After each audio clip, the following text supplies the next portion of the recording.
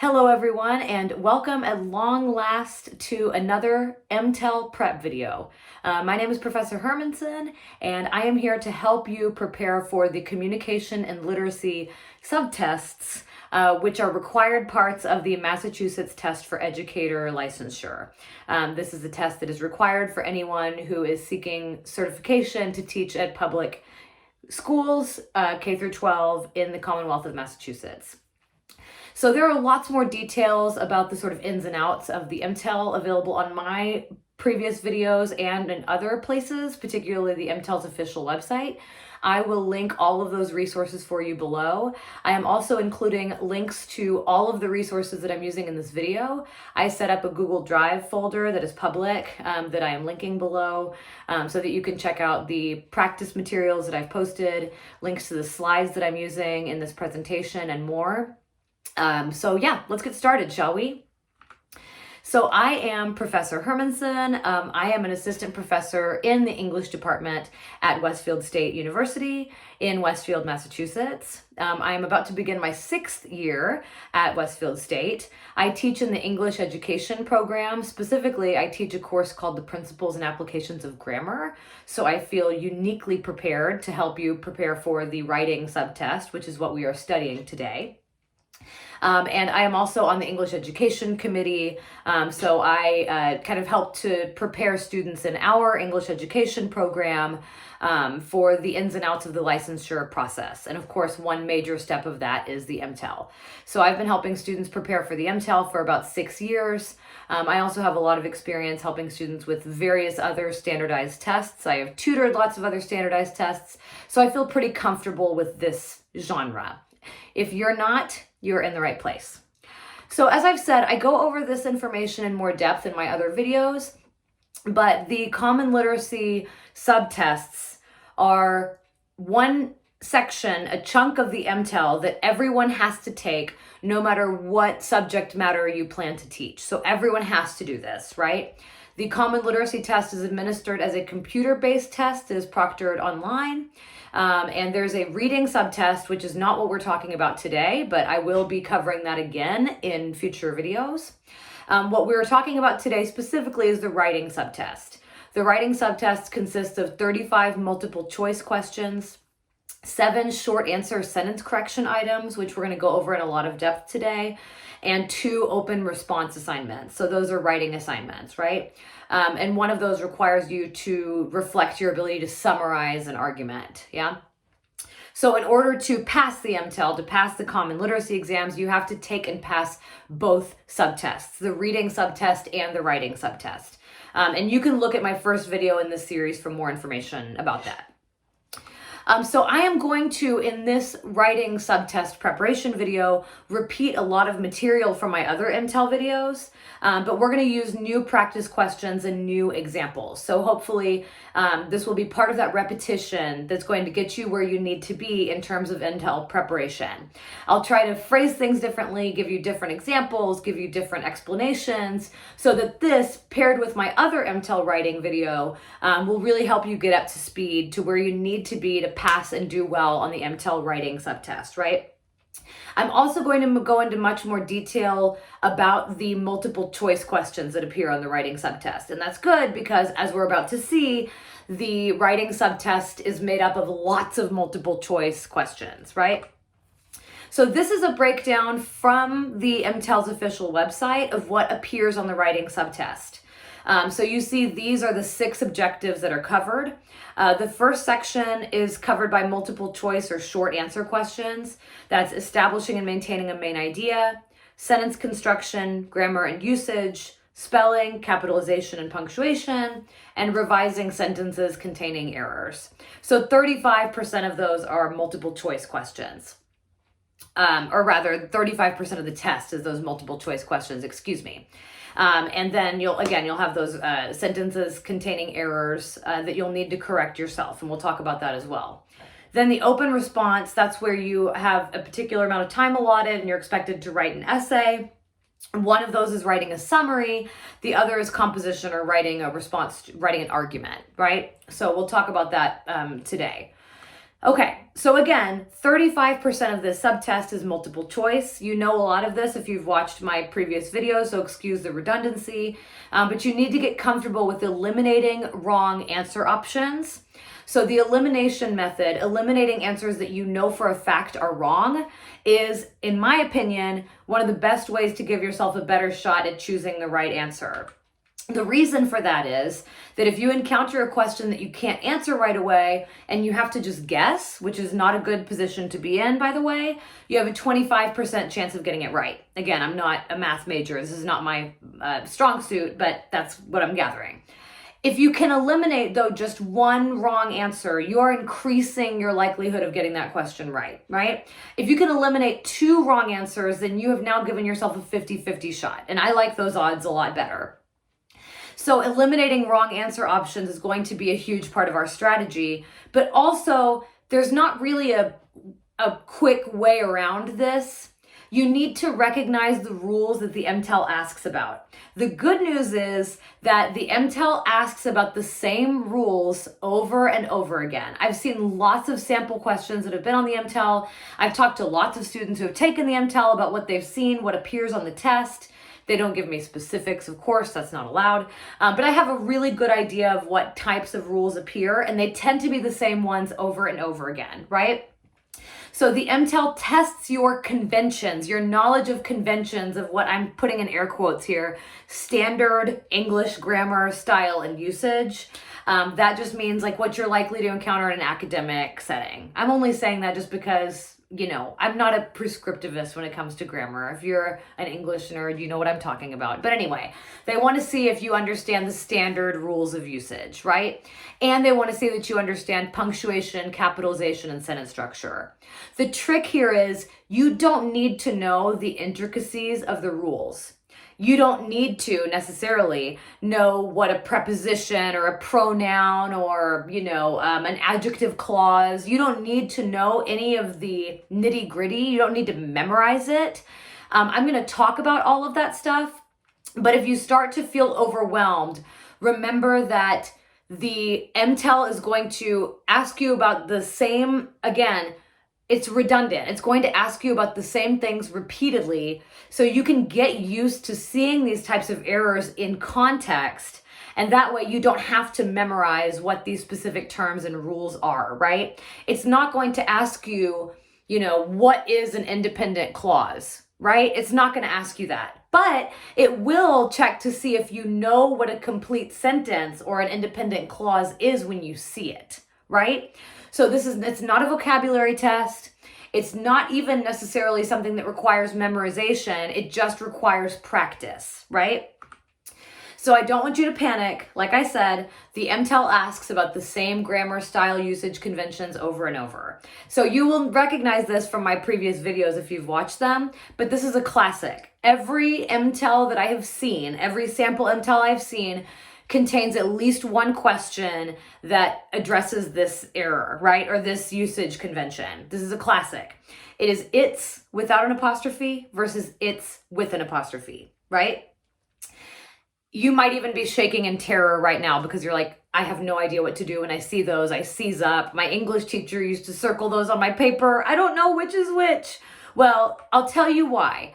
And this is what I hope to do in this video is break down some of the myths, not the myths, excuse me, even though a lot of this stuff is just totally made up. That's what grammar is.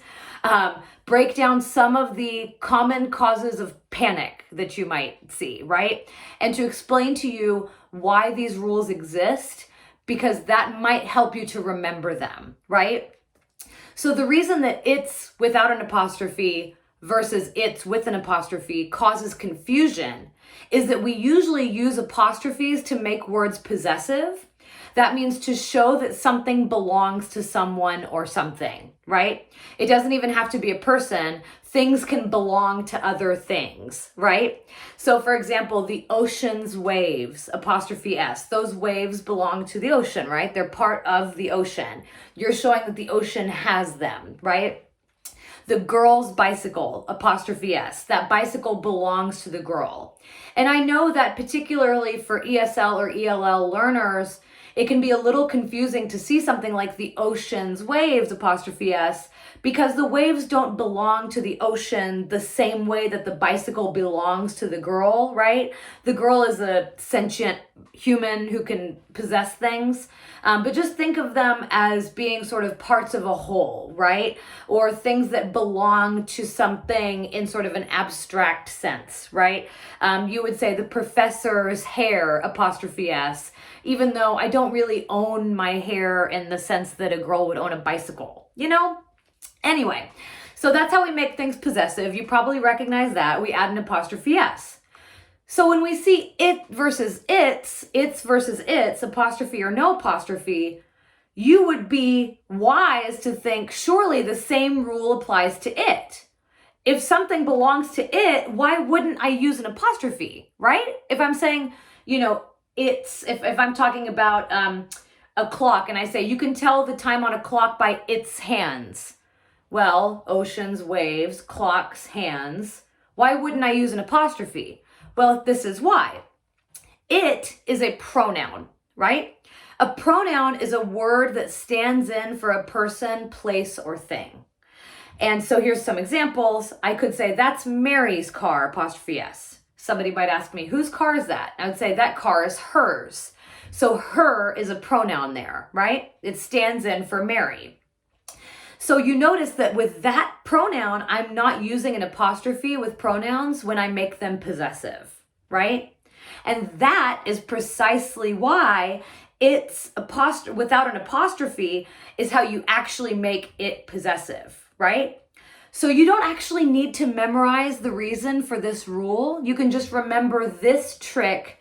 It with an apostrophe is always a contraction or a short for it is. Always, 100% of the time, without an exception, right? So you don't even have to remember the pronoun business and the plural business and hers and Mary's car and all this. You don't need to do that. All you need to do is if you see it apostrophe S, get in the habit of saying the whole thing. Say it is, right? Say it in a sentence and see if it makes sense. So here's an example. The dog was excited to see its owner. Just spell that out. Say the whole thing. The dog was excited to see it is owner. Nope. We know right away that's not right. That is not correct. Again, it's possessive. You don't need that apostrophe there, right? Quick and simple rule. Again, the MTEL banks on confusing you with really common errors or common points of confusion. And this is one of the more, common sources of confusion in all of English usage, right? Here's another bonus for you before we get in the nitty gritty. If you ever see this construction, I saw this on a sample standardized test and it drives me insane. This is never correct, that it's with an apostrophe after the S. If you ever see that construction, it's wrong. So that is never the correct answer. Don't select that. If it's asking you what's wrong, that's wrong. So that's never correct in conventional English grammar. They're banking on you being confused because if you're talking about multiple people, places, or things, and you're making it possessive, you do put the apostrophe after the S like that, right? Like the dog's collars. If you're talking about more than one dog, you would do dog's apostrophe, but not in this case, right? Okay, so here's a question. This is on a sample MTEL that's available on the MTEL's website. This is a sample question popping up on the beloved MTEL. Which part of the passage contains a word with a missing or misused apostrophe? This is a question that is, again, they ask you about grammar and punctuation and style and context. So they ask you to refer to a passage, right? So which part of the passage is it? Let's take a look at the passage. Look at the first couple of sentences there. The New York Public Library's flagship building on 5th Avenue and 42nd Street is home to two of the city's most famous felines. Since 1911, twin lion sculptures have flanked its main entrance. Okay, I see an apostrophe, it apostrophe S. I'm going to say have flanked its main entrance. That's wrong. The answer is 2, right? The answer to that is B. The error is in part 2 because it apostrophe S is always it is, right? Congratulations. You've just gotten your first question right on the writing section of the MTEL, right? You can do this, I promise. Okay, and again, that is just one of the sample tests available on their website, you can be guaranteed, okay, I'm not going to say guarantee. There's a very good chance that'll show up on the test you take, right? So it'd be good to be familiar with it. Okay. So we are going to start looking at sample questions until we start recognizing the rules and the errors that the MTEL will test you on over and over again. So I just wanted to give you sort of a taste of what we're going to be doing and the fact that you don't need to memorize style and usage rules in order to do this correctly. Again, you just need to remember, get used to seeing them, maybe remember the tricks, remember the it is trick. That's going to get you to a passing score on this subtest, okay? So again, we're going to get used to seeing those. Another source of information that I'm drawing from, and I'm going to post this in the links below, there will be the writing and reading Praxis exams in the Google Drive folder I'm giving you.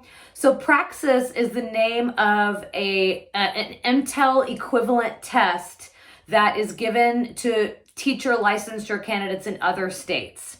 So it's created by the Educational Testing Service, and those are the same supervillains who create the SAT. Just kidding. Y'all are fine, I think. But anyway, so the questions and the content on the Praxis exams are very, very similar to the MTEL. And lots of students at my institution have had a lot of success using Praxis study materials. So I'm going to pull some questions and study materials from Praxis. Again, they're asking about the same general type of awareness of usage rules, right? Okay. Again, multiple choice questions. This is what we're going to get into today. And I'm going to talk to y'all. We're going to kind of break down the different standards that the MTEL is testing you on and what the questions that meet those standards look like so you can get used to seeing them, right? Another really good way to prepare is start paying attention to grammar and style that you're seeing in everyday reading and writing that you're doing, right? If you happen to notice like an error that you see when you are reading something online, make a note of it, right? If you happen to see something used correctly and you're like, oh, hey, a semicolon, I recognize that. Start recognizing these rules used either correctly or incorrectly in your day-to-day life just to sort of get used to looking for them, right?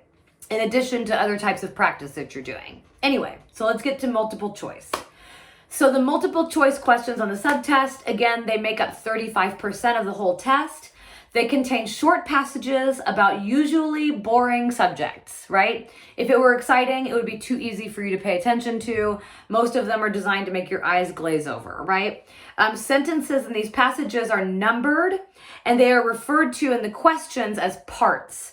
So sentence 1, as we saw back here, sentence 1 is called part 1, sentence 2 is called part 2. And I think one of the reasons that they do that is because what is contained in the part is not necessarily a complete sentence, as we will see, right?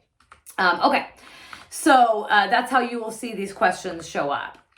So these are the objectives that they ask about. One of the sets of objectives that they're going to ask you about in the multiple choice questions, right?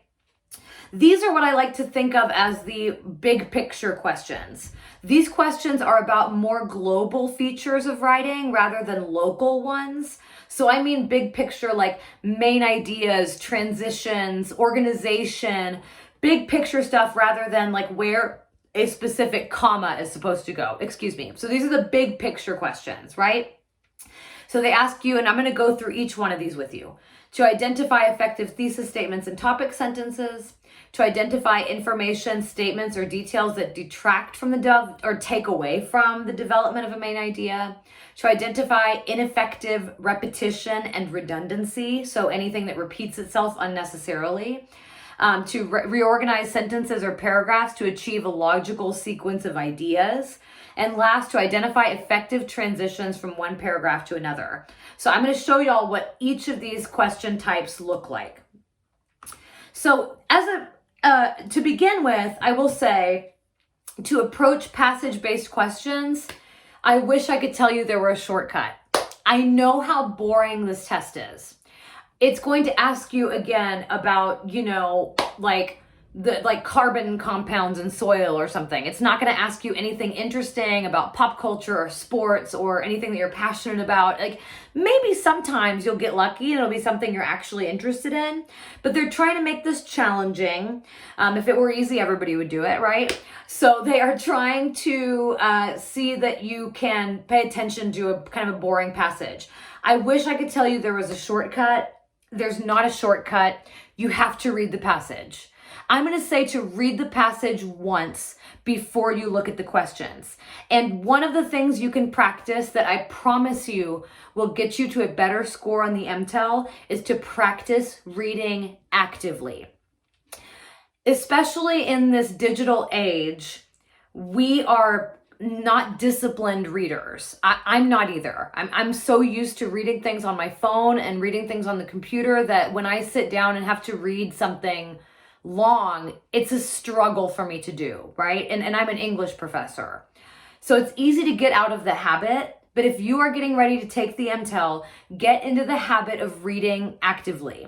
This doesn't have to be, 20-page long articles that you find about, like fluid retention in a medical journal. It doesn't have to be anything intense, but it should be, let's say an article in the New York Times or an editorial that you read on a website, or even let it be something you're interested in, that's fine. But every day, try to read at least a few paragraphs of something challenging and read it actively. There's no shortcuts. You have to read the passage, right? The good news is the passages are not long on the writing section of the MTEL. We'll talk about this again when we talk about the reading subsection, but for the writing section, the passage is not terribly long. But see, this is the reason there's no way around this. The questions are going to ask you things about, for example, the main idea of the passage. There's no way to know that without reading the passage. There really isn't. There's no shortcut. I've heard some other test prep sites with other types of tests, like for example, the GRE or the ACT or SAT. I've heard some people say, read the question stems first, then go back and read the passage. I just don't believe in that. I think that is taking up bandwidth in your brain, consuming bandwidth in your brain with the question stem when you can't really do anything about it yet. So I really do think once you turn to the page with the passage, or excuse me, it's computer-based, see the computer passage show up, just tell yourself, here we go, time to buckle down. I'm going to read this sucker through once, right? And we're going to read it actively. So what I advise you to do is take it one sentence at a time. And remember, these things are designed to have errors. So if something seems weird to you, that's a good sign. That means that when you get to the questions, you might be like, I remember that. Logically, that sequence didn't make any sense or whatever, right? So if something seems off to you, that can be a good thing, right? But take it one sentence at a time. And my advice is to try to translate the passage into your own words. You don't have a whole lot of time. So this is why I'm asking you to practice reading actively, because you are going to want to translate the passage so that it makes sense to you, right? Like put it in words that if you were to explain it to a friend, that's how you would explain it, right? So again, you have to do this and you have to get used to doing it quickly. There's not a good way around it. But a good strategy is to write a word or two in the margins. I say in the margins, if you don't have the actual paper-based test, if you're taking this online, and you are allowed to use scratch paper, do it on scratch paper. If you're not allowed to do it on the actual test, they don't allow you to take notes, then you can do it while you're practicing. But it is my understanding that if you need scratch paper for a reason related to, for example, a learning disability, or if you need that as an accommodation, you can request that ahead of time. But my advice is, even if you can't have something to write on during the test, still getting used to doing this will make it easier for you to do this mentally once you get to the actual exam, right? Okay, so this is the first type of big picture question that you're likely to see. And I'm going to explain to you what these are, right? Because this will help you with the big picture questions. They will ask you to identify effective thesis statements and topic sentences. So maybe it's been a while since you took your, high school English class. Maybe Comp 1 is a little fuzzy in your mind. Maybe just the term thesis statement makes you want to panic. So I'm going to go over what that means and what that is, right? So topic sentences, let's forget about thesis statements for just a moment. Topic sentences are usually the first sentence of a paragraph. So topic sentences tell you what that paragraph is about, or they should, right? If you don't get a clear sense from the first sentence of a paragraph what that paragraph is about, there's a problem, right? And by the way, all of these effective writing rules are going to apply to you as the creator when you go to write your essays for the composition part of this exam, right? It's going to be turned back around on you, and they're going to expect you to do all of these things as well, to have clear topic sentences, to have a clear thesis statement, to have ideas move in a logical order, etc., right? Okay. So let's back up a little bit and talk about what a paragraph is, right? And this might give you a migraine to think of it, but I'm going to try to go through it quickly and make it relevant to what we're doing. So paragraphs, ideally, should focus on one central idea. Another way of thinking of this is they should focus on a controlling idea, right?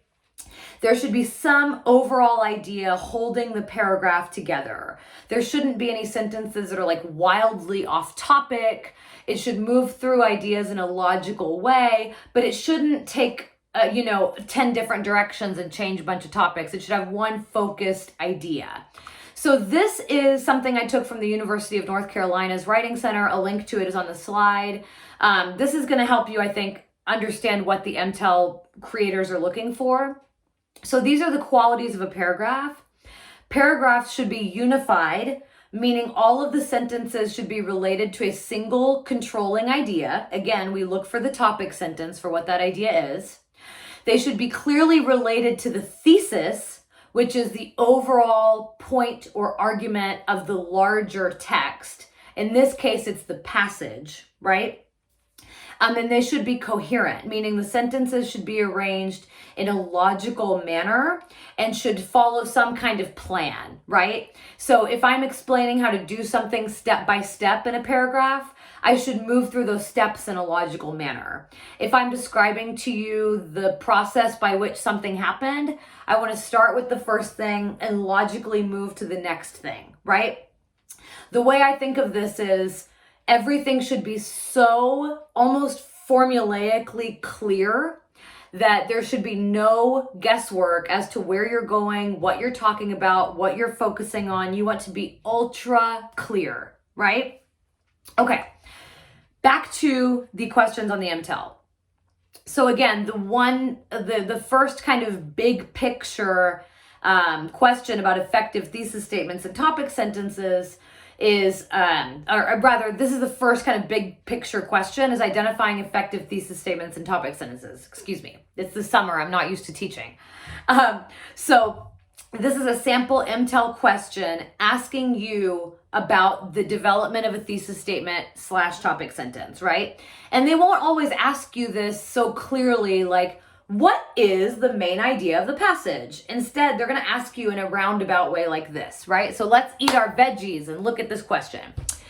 Which sentence, if added as part 5, would be the most effective topic sentence for the second paragraph?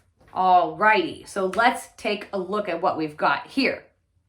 These are both paragraphs of this passage, right? We're going to look at the entire passage.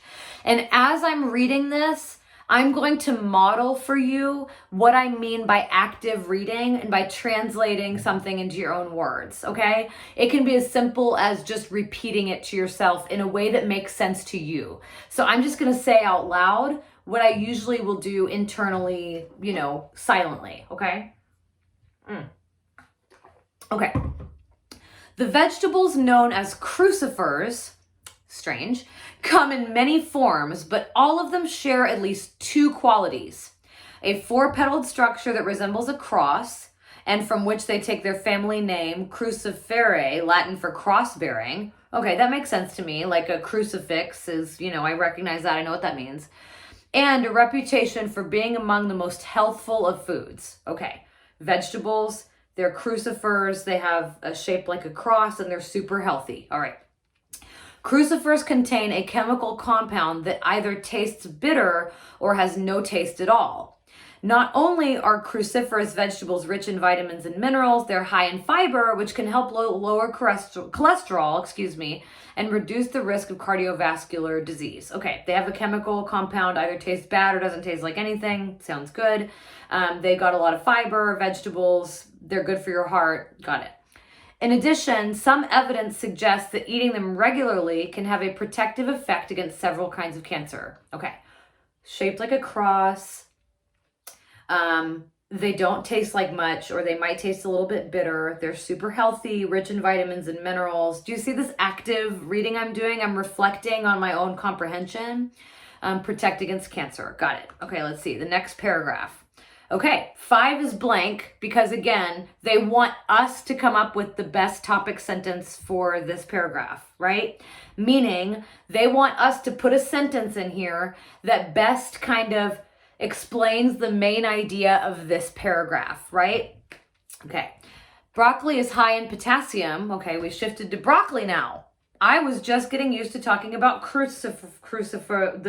cross vegetables, and here we are onto broccoli. Okay, a little bit jarring, but I'm sticking with it.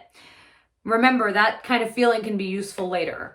Broccoli is high in potassium, which has been shown to lower blood pressure, and is rich in calcium, which has been linked with increased bone density and decreased bone loss. All right, good for your bones, lowers blood pressure, potassium, just like bananas, okay? I'm linking that to something I know already.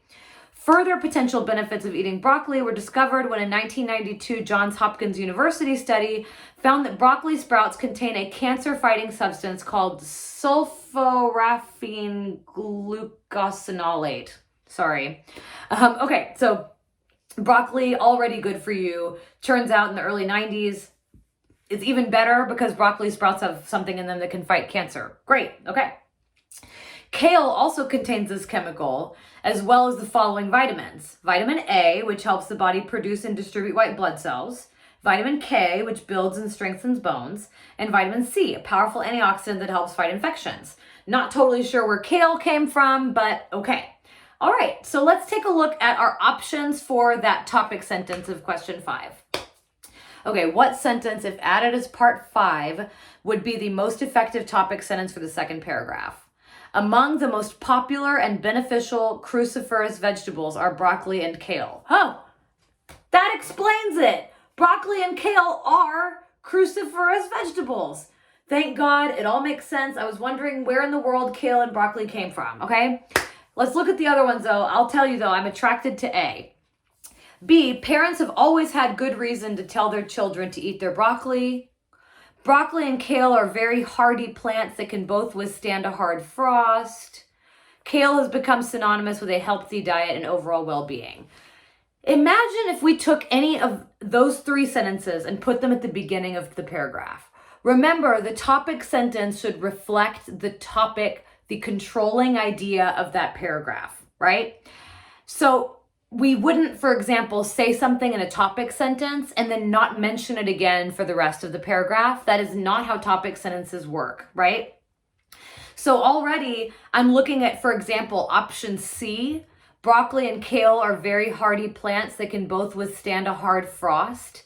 There is nothing in the rest of that paragraph that has anything at all to do with frost or weather or hardiness or a vegetable's ability to withstand cold temperatures, nothing, right? Everything in this paragraph is about the health benefits of these particular types of foods, right? So that also tells me I can eliminate option D because half of this paragraph is about broccoli, right? So it wouldn't really make any sense for the first sentence of this paragraph to be kale has become synonymous with a healthy and overall, healthy diet and overall well-being. Broccoli is high in potassium. Wait a second, where did that come from? So I'm going to eliminate D as well. That means we have gone from a 25% chance of getting this right because I'm leaning toward A, and we now have a 50-50 shot because I'm looking at A and B. there's a problem with B. It's similar to the problem with D. B, parents have always had good reason to tell children to eat their broccoli, doesn't cover everything that comes up in this paragraph. Because if you look at the last part of the paragraph, it talks about kale. And this sentence doesn't say anything about kale. So that's a problem, right?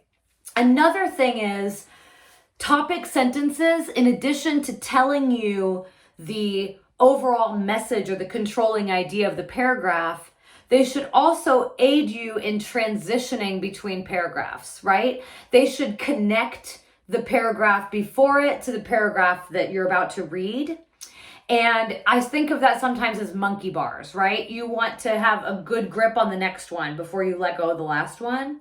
So option A is the one that both reflects the content of the paragraph, and B, not to get confusing with that, bridges the first paragraph about cruciferous vegetables and this paragraph about broccoli and kale, right? So the correct answer to this one, which sentence would be the most effective topic sentence? The answer to this is A, right? Okay. So that's an example of how you will be expected to identify effective thesis statements and topic sentences. The second type of big picture question that you might see relating to these passages on the writing section of the MTEL are questions about maintaining the central theme or establishing and maintaining central theme or main ideas of a passage, right? Again, they won't always ask you this in the most direct way. So the example I've given you here is a question that asks you what part of the passage draws attention away from the main idea of the passage, right? Or of the second paragraph. So MTEL writing always, and this applies to when you go to write your own essay, really wants you to have clear, focused main ideas. Passages or essays with clear main ideas, an objective to what you're writing. You are, explaining the history of ice cream, and it sticks with that the whole way through. You are talking about causes of the Civil War. You are talking about, the manufacture of electronics in the United States. You will always want to maintain a clear, specific main idea. And they're going to test you on whether or not you can tell when they're drifting away from the main idea, or when you are distracting from the main idea, or when you throw something in that has nothing to do with the main idea. Do you remember this answer option about frost? That would be a great example of something that distracts and doesn't have anything to do with the main idea of the passage, right? So that's the type of thing we want to look for. So let's look at this sample question. Which part of the passage draws attention away from the main idea of the second paragraph? We know we've got to read the passages, so let's go ahead and read this passage is 2 paragraphs long. And again, I'm going to mispronounce everything in this passage, and I am going to walk you through my method of active reading, okay? The Wotan Guarneri violin is one of the world's most expensive musical instruments. Okay, it's interesting. Built in the mid-18th century by Giuseppe Guarneri, the Wotemps is coveted by musicians, collectors, and connoisseurs of classical music. Even if you don't know what coveted means, you could probably imagine that it is desired, right? You can tell from that sentence, people who are collectors and musicians really want this thing. It's the most expensive one there is, right? Unlike violins created by Antonio Stradivari, which are also highly valued, there are only around 140 Guarneris in the world compared to about 640 Stradivari. Also, the Wotemps was one of the last instruments produced by its maker and is an unusual instrument in his collection due to its slightly larger size. Okay. If I'm reading actively, right now I'm going to say super expensive violin, made by some Giuseppe guy in the mid-18th century. There are very, very few of them, less than 150, and is unusual, right? Because it's larger. The result is a richer, deeper sound. Okay, I'm assuming because of its size, it has a richer, deeper sound. All right, I'm on board with the expensive violin. I'm paying attention. In 2012, an anonymous buyer sold the Wotemps. The buyer then loaned the violin to Anne Akiko Myers, one of the most celebrated violinists in the world today, for the rest of her life. Okay, so the buyer loaned that to somebody to keep for the rest of her life. Myers thus became the latest in a long line of violinists who have played the Votamps, including Itzhak Perlman and its namesake, 19th century Belgian virtuoso and composer Henri Votamps. Perlman has won countless honors and awards, including the Kennedy Center honor in 2003. Due to her name recognition, first of all, there's that, I'm just gonna say, if I'm reading actively, that sentence 9, or part 9, kind of came out of nowhere. That is a detail about Itzhak Perlman, who really was just an example of other people who have played one, and that feels out of nowhere to me, right? So just as a reader. Due to her name recognition, Myers' stewardship of the instrument will likely only increase its monetary value over time, but for her, the real value is in being able to actually play such a finely crafted violin. Okay, sort of an interesting story as far as the MTEL goes, right? So let's go back to this question. Which part of the passage draws attention away from the main idea of the second paragraph? I'm looking at the second paragraph. My instinct was part 9 came out of nowhere to me.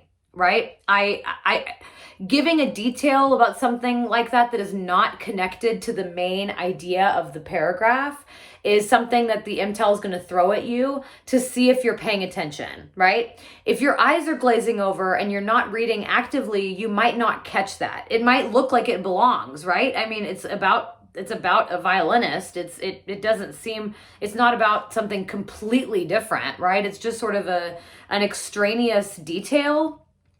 So that's why I'm going to say part 9, but let's look at the other ones, the other answer options. Okay, part 7. The buyer then loaned the violin to Myers, one of the most celebrated violinists of the world today. No, because this whole paragraph is about sort of the lineage of this violin, right? Like where it ended up, whose hands it's been in, where, that's a really important part of where it ended up. So no, I'm not getting rid of part 7. Part 8. Myers thus became the latest in a long line of violinists who've played it. No, that's critical, right? That's really important to the paragraph, that we need to know that. And then part 10, due to her name recognition, her stewardship of the instrument will likely only increase its monetary value over time, but for her, the value is in playing it. That is absolutely related to the main idea. It's about who has this violin, right? What makes it special? Who does it belong to? All of those sorts of things. So yeah, I'm going to go with answer C, which is part 9. That sentence about Perlman had nothing to do with the rest of the paragraph. It distracted from the main idea of the paragraph. So I'm going to say C, and it turns out I'm right. So yes, that is the one that we want to get rid of. All right. Whew, deep breath, shake it out a little bit. Next, they love to see if you know how to get rid of redundancy, right? We are going to check into the Department of Redundancy department, as I like to say. Redundancy means repeating the same idea in a way that doesn't add anything, right? And the reason that we want to get rid of redundancy in our writing is because it detracts from clarity and it makes your writing less effective, right? Meaning, if you just repeat yourself, your audience won't pay as much attention to you, your ideas won't have as much resonance. It's kind of just a waste of time. So it takes away from the impact of your message, right? So redundancy is not good, very bad, terrible, awful. I'm being redundant, right? I repeat myself. So which part of the passage asks this question should be revised to reduce unnecessary repetition? Let's take a look at the passage, right? Again, let's do this active reading modeling again. The guiding philosophy of the MacArthur Fellows Program is that individuals who possess extraordinary intellectual or artistic abilities should be allowed to attend to the development of their talent without struggling to make ends meet, which takes time and energy away from the expression of their life's work. That's a long sentence, and that is not an interesting sentence, right? Good Lord. Okay, so basically what I'm seeing here is there's this program, and the idea is that if somebody is super smart or has an incredible artistic ability, they should be able to pursue that talent while still paying their bills, right? They shouldn't have to worry about survival. They should be able to make their art, write their books, whatever, without having to do that. Okay, great. An established record of exceptional creativity is the principal selection criterion. Criterion is the plural of criteria. Criteria is the plural of criterion, excuse me. So it just means that's how they make that decision, is the record of exceptional creativity. Okay. To this end, the MacArthur Foundation awards a large sum of money to such individuals every year. Sounds good. The money goes to those who work in many fields, including science, mathematics, the humanities, and the arts. Past winners include fiction writers, economists, neurobiologists, and computer scientists. Great. Sounds good. The foundation hopes the awardees will use the substantial sum of money, which is awarded in installments over a period of 5 years, to hone their originality and skills for the betterment of humanity. Okay, so this foundation gives money to people so that they don't have to worry about paying the bills. They can just focus on their art or their science or their whatever those pursuits are. So it's not just art, I've learned, right? There's many fields. There's science, mathematics, humanities, all kinds of different people, and it's paid in installments. Okay, got it. Okay, I have a big blank. We are actually not talking about the topic sentence of this paragraph, but there's another question that would ask us to do a topic sentence for this paragraph. So that's missing. It's okay. We forge ahead, right? Instead, the program consults with a select group of nominators, experts in various fields, to offer names to a committee that ultimately chooses the winners. The awards, also dubbed Genius Grants, are perhaps even more noteworthy for the fact that the foundation does not require MacArthur Fellows to follow up with reports or updates on how they're using the money. Okay, that's cool. Usually that's not the case. Usually if you get a grant, you have to tell people how you used it, what did you do, what did you learn? No, they just give it to you. Okay. The recipient's only mandate is to use the money to support whatever work they would like to do. The no strings attached policy allows winners to develop their talent without the stress of having to make a living. That feels like an idea we've encountered already. Would y'all agree? This idea of not having to worry about paying bills or making ends meet, that you should just be able to pursue whatever it is you're doing? Yeah, keep that in mind. Okay, so this question asks, which part of the passage should be revised to reduce unnecessary repetition? Let's look at them, yeah? Okay, let's look at part 3. To this end, the MacArthur Foundation awards a large sum of money to such individuals every year. It doesn't seem redundant to me, does it? Okay, part 5. Past winners include fiction writers, economists, neurobiologists, and computer sciences. Well, I guess you could say that's redundant, right? Because the money goes to people who work in a lot of different fields, but it's also a useful detail for me to know the professions of people who have won it before, right? That helped me to learn more about the award. And that's also not repeated anywhere specifically, like that idea of these individual professions. So I'm going to say no to that. Part 9. All right, let's see. Part 9. The awards, also dubbed Genius Grants, are perhaps even more noteworthy because the fellowship doesn't require people to follow up. No, that to me was the first time I saw that idea introduced, and they didn't repeat that again, right? And I noticed when they said that because I'm like, that's cool, right? Because that's unusual for a grant. So I'm going to say no, but look at this. Answer option D is part 11. The no strings attached policy allows winners to develop their talent without the stress of having to make a living. You see that if I look at, for example, part 1, that really long part 1 sentence, the guiding philosophy is that individuals should be allowed to attend to the development of their talent without struggling to make ends meet. That's the closest thing to redundant or repetitive that I've seen. And it just so happens the answer is D, which is part 11. That part is redundant. We can get rid of that, right? So again, you might, I hope by now, be sold on the idea that there's not really a good way to approach these without having read the passage, right?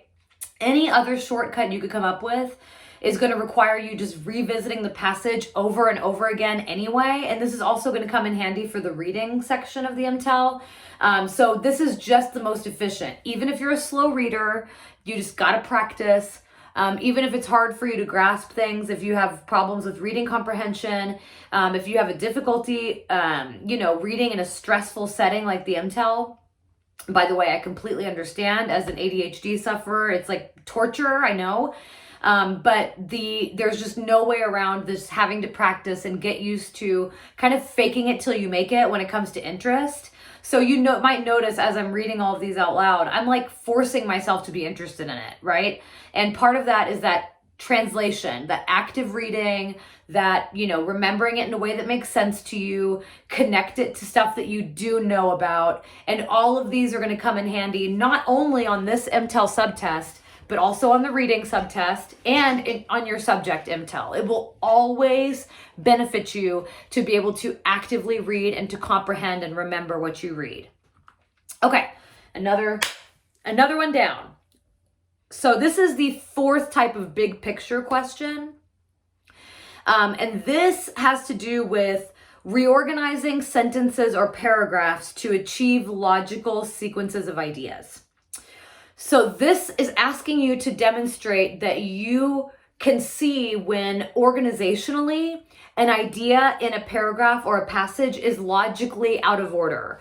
So imagine I'm telling you about an experience I had driving to Boston to go see a Red Sox game at Fenway Park, right? And this might seem like a silly example, but just bear with me.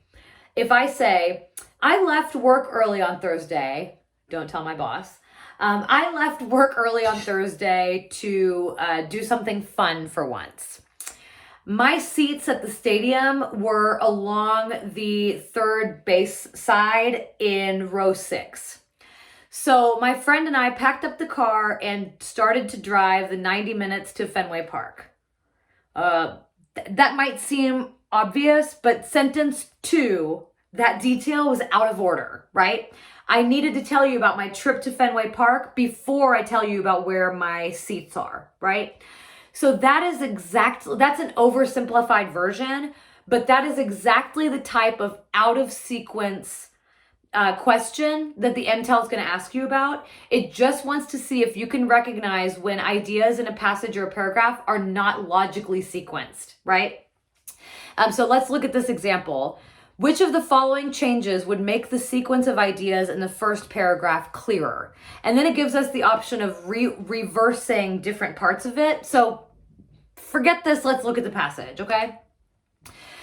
Well, thank God we don't have to read it again, right? Okay, good. We read this already. This is the MacArthur Fellows Program. I forgot. I'm just delighted all over again. Okay. So we saw this. And so let's see the question. It says, should we reorder parts 1 and 2, 2 and 3, 3 and 4, 4 and 5? Okay, so it's basically asking us between 1 and 5, right? So let's take a look. Here. Okay, so let's look here. If we read this paragraph, okay, the guiding philosophy of the MacArthur Fellows Program is that individuals who possess talent should be able to attend to their talent without struggling to make ends meet. Got it. Right. That seems to make total sense to me. Part 2. An established record of exceptional creativity is the principal selection criteria. To this end, the MacArthur Foundation awards a large sum of money to each individual every year. Okay. I'm pumping my brakes here. That phrase at the beginning of part 3 says, to this end. That is a phrase, a signal that means you do that in order to achieve this goal, right? It's something that you do to achieve that particular goal. So this says the MacArthur Foundation gives a buttload of money to a bunch of people every year. But look at the sentence before it. An established record of exceptional creativity is the principal selection criterion. Okay, wait. So to that end, to the end about an established record of exceptional creativity, they give you a bunch of money? So part 2 is about why they give people the award. So I'm noticing now, these ideas don't seem to go in a logical sequence to me. You see that if I am reading this passage with that sort of logical sequence idea in mind, I can see that parts 2 and 3 don't seem to completely jive with each other, right? But let's keep going just in case. Okay, then the money goes to those who work in many fields, including science, mathematics, humanities, and the arts. One of the answer options, as we saw, was to reverse parts 3 and 4. The money goes to many who work in the arts. To this end, the MacArthur Foundation awards a large sum of money to individuals every year. Well, not necessarily. If I reversed that, then the money part in part 4 would come out of nowhere. So if I put 4 first, people will be like, what money exactly are you talking about, right? The money thing needs to come first. Okay, so that's an issue right there. And then another option is reversing parts 4 and 5. Past winners include fiction writers. No, because if we gave examples of past winners before we talked about it going to people in many fields, that would be out of order logically, right? So I'm remembering now that 2 and 3, and this is one where I'd be like, I don't really feel completely confident about this, but 2 and 3 seem to be the ones that are out of sequence, and that is the right answer. So it's option B. So seeing that that signal phrase "to this end" misleads you a little bit, right? It should, or rather, it doesn't exactly tell you or answer the end that part 2 is referring to, right? So anyway, that's how it's gonna ask you to reorganize sentences to achieve logical sequences of ideas, right? Remember the monkey bars thing I mentioned with paragraph transitions? Sentences should be the same way. Sentences should start with information that is known and then go on to information that is new. So if I said, for example, Boots asks me for a can of food a day. I found a new kitten yesterday. I found a kitten on the street yesterday and I adopted him and his name is Boots. I started sentence 1 with new information rather than introducing that and then the Boots thing is known. So you're going to look for those ties that connect the ideas and sentences together, because ideally you want to think of yourself as like overly obvious. You're like holding the hand of your reader and walking them step by step by step through what you're saying, right? That's ideally what one of these will look like. On that same page, the 5th and final big picture type question that you will be asked on the MTEL is to identify effective transitions from one paragraph to another. So this question is going to, and questions like this usually will ask you, which of these sentences would provide the best transition between such and such ideas or between paragraphs or whatever. Remember the monkey bars. They want you to have a really clear grip on that next idea before you let go of the last one. We want clean, easy to traverse bridges between ideas. That's the goal, right? You should never have that feeling where you're like, where did that come from, right? And again, you'll never know how, you'll never have that feeling unless you're actively reading, right? Okay, so here's a question. Which sentence, if added as part 7, provides the most effective transition from the first paragraph to the second paragraph? So we are looking for a good transition between these two paragraphs. So what we're going to see is that big blank line as the first line or the first part of the second paragraph, because that's where we're supposed to put a topic sentence or a transition, right? Okay, so let's do our active reading again. Although powders and pastes for cleaning teeth originated in antiquity, okay, we're talking about toothpaste, the form and composition of these substances have changed significantly over time. The first known manufactured substance used for dental hygiene was a powder invented in Egypt around 5000 BCE. Okay, they've been using toothpaste for a long time, or a type of toothpaste. One early recipe called for a mixture. By the way, I'm noticing, because I am, of course, an English major, this might not come as easily to you, but mixture is misspelled, right? If you happen to notice something like that, just give yourself a little flag because they'll probably ask you about it. Of salt, mint, iris flower, and pepper. Yuck. Citizens of ancient Rome, no offense if you use ancient Egyptian toothpaste. Citizens of ancient Rome also used tooth powders, combinant abrasives such as ground up bones, yuck, eggshells, oyster shells, sorry, I don't know why that extra O is there, maybe mixture up there was a typo, with more aromatic substances such as mint or myrrh. Other ancient cultures devised their own recipes. In ancient China, for example, ginseng was part of the teeth cleaning mix. Okay, so basically I'm seeing like people have been using lots of different stuff to brush their teeth since, 5,000 years before the Common Era, a really long time, and they put a bunch of gross stuff in them. Okay. So moving on, then we have a big blank. This is where we're looking for a transition. In the early 1800s, soap and chalk was introduced in some powdered teeth cleaning products. I'm noticing right now, that was a dramatic jump in time periods, right? We just went from ancient cultures to the early 1800s. So I'm just bookmarking that in my brain for when I see the answer options later.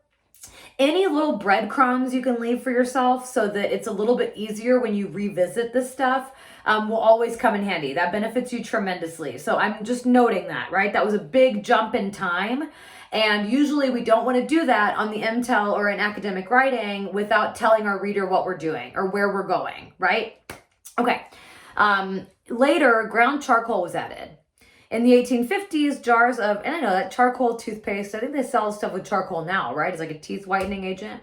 In the 1850s, jars of creme dentifrice were produced, the first teeth cleaning product to be sold in a paste form rather than powder form, all right? The advent of toothpaste. The first mass-produced toothpaste in a collapsible tube appeared in 1896. All right, that's a long time ago. 20th century innovations included the addition of fluoride to help prevent tooth decay, detergents to cause foaming, strong flavoring to mask the taste of the detergents. You gotta love it. I wonder why the foam, well, anyway. And dyes to create toothpaste in appealing colors, like bright electric blue, I'm assuming. Okay. So let's look at our options for putting a sentence there. My thought before tackling this is we jumped big time, right? We made a big leap from like ancient China to the 1800s. So let's try to find one that accounts for that. Which sentence would provide the most effective transition? A, technological innovation, including advances in toothpaste formulation, has been a signature characteristic of modern times.